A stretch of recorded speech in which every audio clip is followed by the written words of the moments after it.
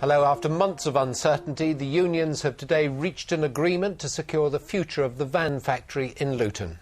Unite says the deal with Magna, the proposed new owners of the Vauxhall plant, will mean hundreds of jobs are saved. But there will still be cuts, and the Business Secretary, Lord Mandelson, says he wants more guarantees before any government money is committed. Nikki Jenkins is outside the factory in Luton now. Nikki. Thank you, Susie. Well, for the first time, we have details from people present at top-level talks who know what's actually going on in these negotiations. So, the deal. Production would be protected here until 2013, the end of the current contract. We knew that.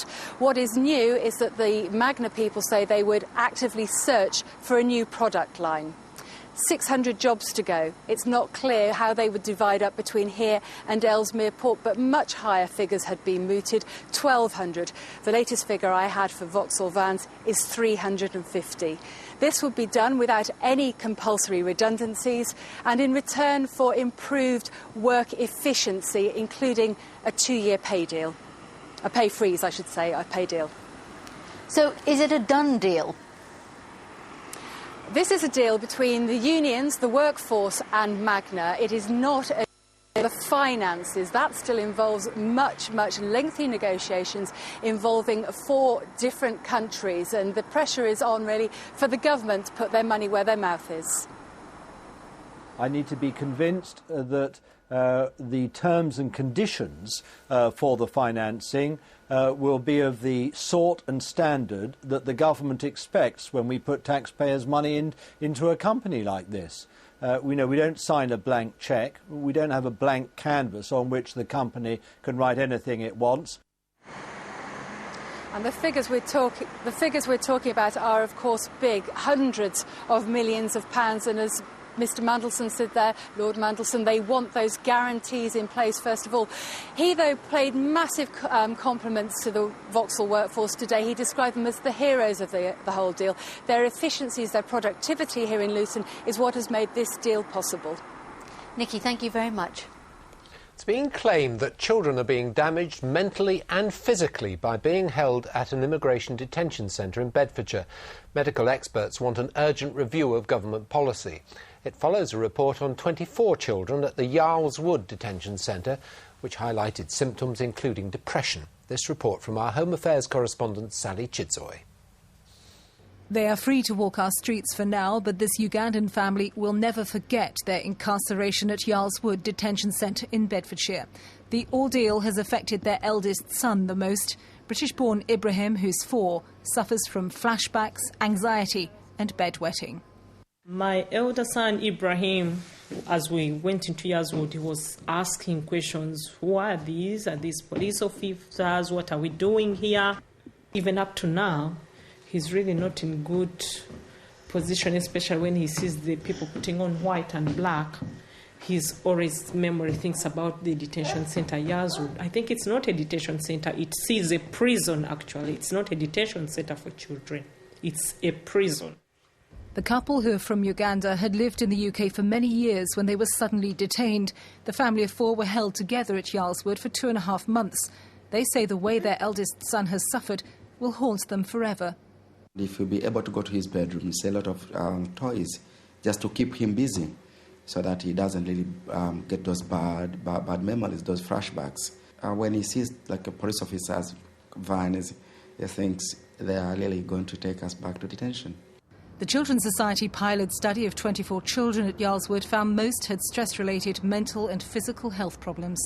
The clear answer is that the government has to, as a matter of urgency, stop detaining children for the purposes of immigration control.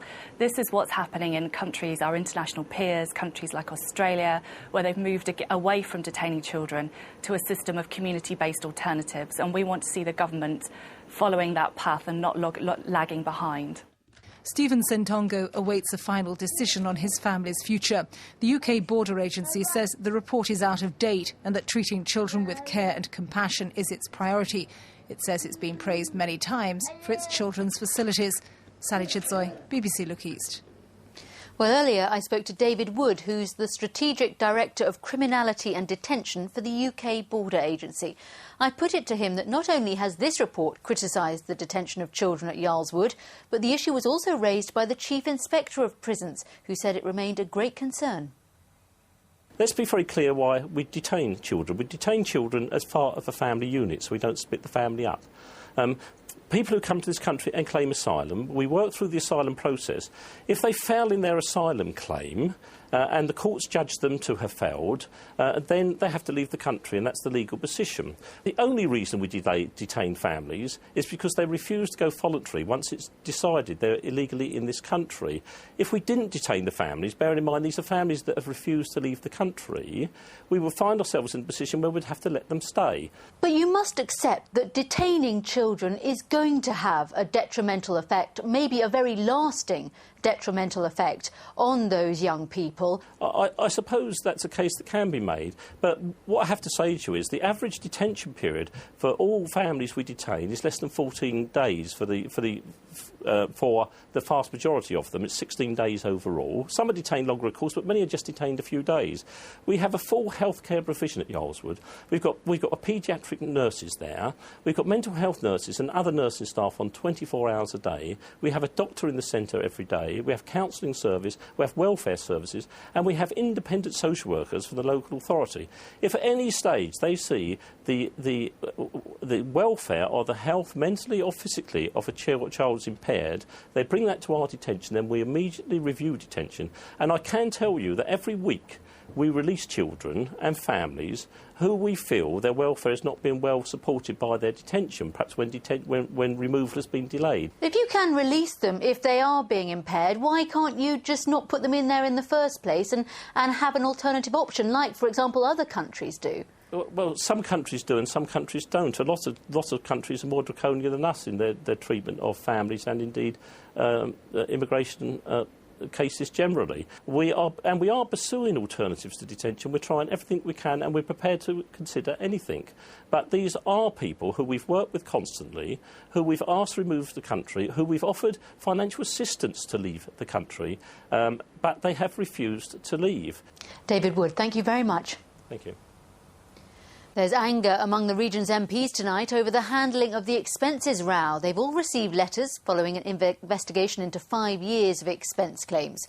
Thousands of pounds have already been repaid by our MPs, but now some are being asked to pay more. Here's our chief reporter, Kim Riley. Well, remember the MP's claims that hit the headlines earlier in the year? Bills for clearing a moat, building a duck island, claims for a trouser press, a bath plug, some hobnob biscuits, all helping to bring the reputation of Parliament to a very low ebb. Now, for the record, there are more than 50 constituencies in the region. 21 MPs in the purple areas were told they had to repay some of the sums cleared by the Commons Fees Office, and a total of £143,000 has been paid back. Another 31 MPs in the green areas were told they did not have to repay anything. Our MPs returned to Westminster after their long summer break, hoping to put it all behind them, but the public is still angry. Well, I just think people in public life should be totally honest about everything they do, full stop. And, patently, some haven't been. Some MPs have exploited it and have perhaps, abused the system, whereas others maybe genuinely were just trying to subsidise their income. I think it's wicked what happened. But there again, maybe they should have an increase in their basic salary. They should own up, pay up, and then shut up.